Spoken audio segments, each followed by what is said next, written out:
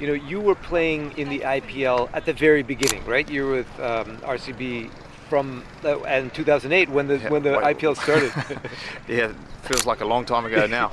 How do you compare the feeling of what you felt then to what you see in the MLC now? Well, I think no one knew how big IPL was going to be back then in 2008. Yeah. Started off with the hiss and roar, and I think MLC's that. I think we've seen how big a nation the US is and how much they love their sport. Hopefully cricket can break in there. It took soccer or football a long time to do that. Hopefully cricket can break in a lot quicker than soccer. Great. Now let's talk a little bit about your own career, because it was really illustrious and everyone wants to hear about it. When you retired from international cricket, were the highest run scorer for New Zealand in Tests and ODI, and were the most capped player. Tell me about what it meant to you to represent New Zealand for that long and to accomplish that much. Yeah, I mean, it was something I'm proud of, and the family and friends were extremely proud of. I was just happy to play one game for New Zealand, but to play 450, feels like a long time ago now. And now I'm a coach and a father and all that other things. It's funny to start talking about my career. It feels like a long time ago, but I miss parts of it. I don't miss all parts of international cricket, but it's nice to still be involved in some capacity. You were the first player, I believe, in the sport to have 100 caps in all three formats.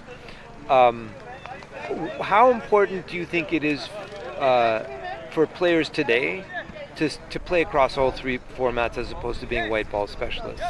Yeah, I think the game of cricket is changing dramatically. Yeah. Will players be playing 100 games in all formats in 10 years' time? Time will tell. But I think Test cricket was the ultimate for me, and I'm sure it is for a lot of players. And that just gave you a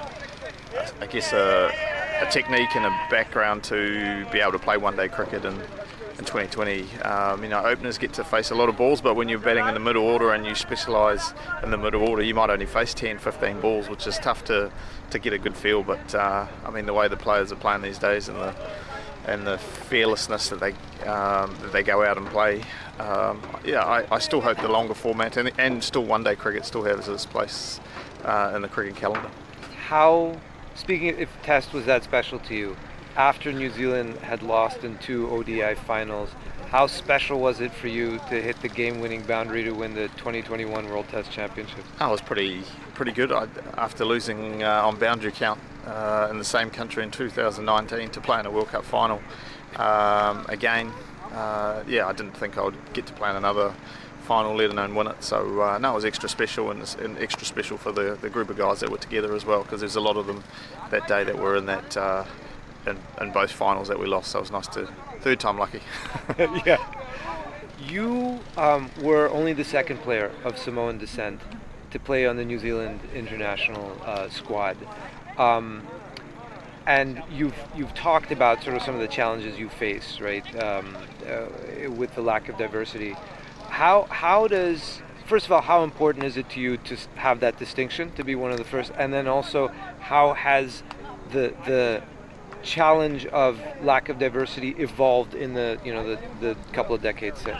Yeah, I think not only New Zealand but the whole world has I think improved in that area. It was nice to represent the Samoan community, and obviously my mum being of Samoan descent, the family and friends and the Samoan community were very proud. But at the end of the day, I was just a New Zealander. I was a Kiwi, I think. And I think as New Zealand changes, there's a lot more, ethnic groups that are coming in and playing games of cricket. We're seeing, I think I played in the game where 6 of the 11 were born outside of New Zealand. So, I think there's still a little way to go, but I think we are going in the right direction. And hopefully there's more players of Samoan Pacific Island descent that can play not only for New Zealand, but there's a lot that live in other countries around the world that can play this great game of cricket. So in the MLC this past summer, Lockie, Rachin, Finn all played and did extremely well. Would you like to see more Kiwis in the MLC? Very, very much so. Putting my New Zealand hat on, a little bit biased, but no, it's always nice to see Kiwis performing around the world, and teams do love having Australians and South Africans, but New Zealand cricketers are not too bad as well. Great. Thank you so much, Ross. Thank you.